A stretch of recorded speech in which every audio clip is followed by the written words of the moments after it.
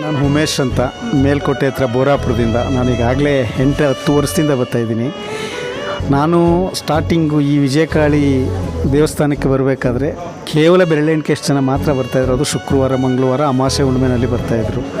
ಇತ್ತೀಚೆಗೆ ಈ ದೇವರ ಒಂದು ಇದು ಎಲ್ಲ ಕಡೆ ಜಾಸ್ತಿ ಇದಾದ್ರಿಂದ, ಪವಾಡ ಆದಿದ್ದರಿಂದ ತುಂಬ ಜನ, ಅದರಲ್ಲೂ ಭಾನುವಾರ ಮತ್ತು ಅಮಾವಾಸ್ಯೆ ಹುಣ್ಣಿಮೆಗಳಲ್ಲಿ ಸಾವಿರಾರು ಜನ ಬರ್ತಾಯಿದ್ದಾರೆ.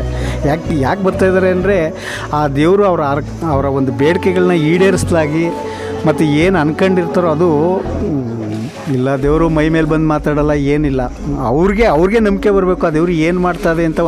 ಒಂದು ಸಲ ಬಂದರೆ ಯಾರಿಗೂ ಅರ್ಥ ಆಗೋದಿಲ್ಲ. ಒಂದು 4-5 ಸಲ ಬಂದಾಗಲೇ ಈ ದೇವ್ರ ಮಹಿಮೆ ಏನು ಅಂತ, ಈ ತಾಯಿ ಮಹಿಮೆ ಏನು ಅಂತ ಗೊತ್ತಾಗೋದು. ಈಗ ಬಂದಂಥವ್ರು ಒಂದು ಸಲ ಬಂದಂಥವ್ರಿಗೆ ಯಾಕೆ ಪ್ರತಿ ತಿಂಗಳು ಪ್ರತಿ ವಾರ ಬರುವಂಗೆ ಆಗೋಗೈತೆ, ಯಾಕೆಂದ್ರೆ ಅವ್ರಿಗೆ ಅಷ್ಟು ಒಳ್ಳೇದು ಮಾಡ್ತಾಯಿದ್ದಾಳೆ ಆ ತಾಯಿ. ಯಾಕೆಂದ್ರೆ ಅದಕ್ಕೆ ಉದಾಹರಣೆ ನಾನು ದೇವ್ರನ್ನೇ ನಂಬದೇ ಇದ್ದಂಥವನು, ದೇವ್ರ ಕಡೆ ನಾನು ದೇವ್ರ ಗಂಧದ ಕಡ್ಡಿನೇ ಹಚ್ತಾ ಇದ್ದಂಥವನು.